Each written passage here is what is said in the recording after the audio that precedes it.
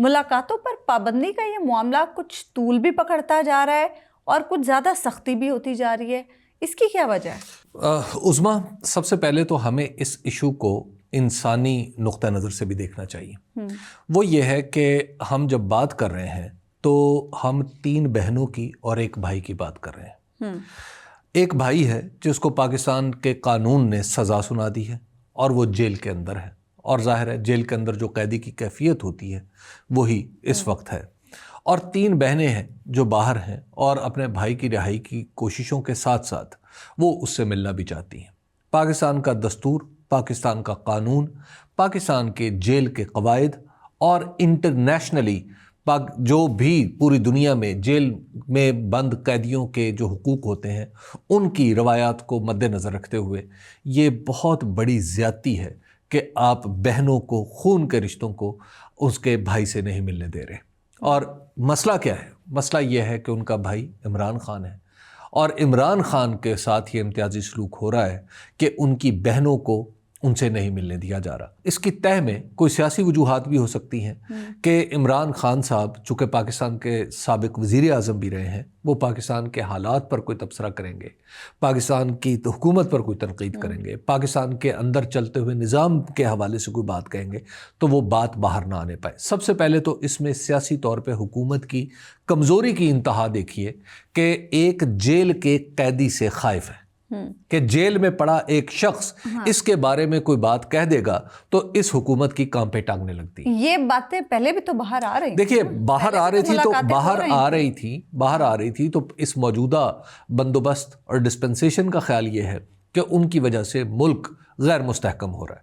और हालांकि मुल्क इन बातों की वजह से गैर मुस्तहकम नहीं होता, इन हरकतों की वजह से गैर मुस्तहकम होता है कि जब आप कैदी से, अपने साबिक वज़ीर आज़म से इस तरह का इम्तियाजी सलूक करेंगे। और मुझे वो दिन याद हैं कि जब मोहतरम नवाज़ शरीफ साहब जेल में थे और उनके साथ मुलाकातियों की एक लाम डोरी होती थी, जो कोट लखपत जेल के बाहर बैठे हुए होते थे लोग और वो 6-6 करके 5-5 पर्रे के पर्रे अंदर जा रहे होते थे और नवाज़ शरीफ साहब से मुलाकात कर रहे होते थे। ऐसे नहीं थे ना, तो जैसे खान साहब भाई खान साहब ने क्या कर दिया है?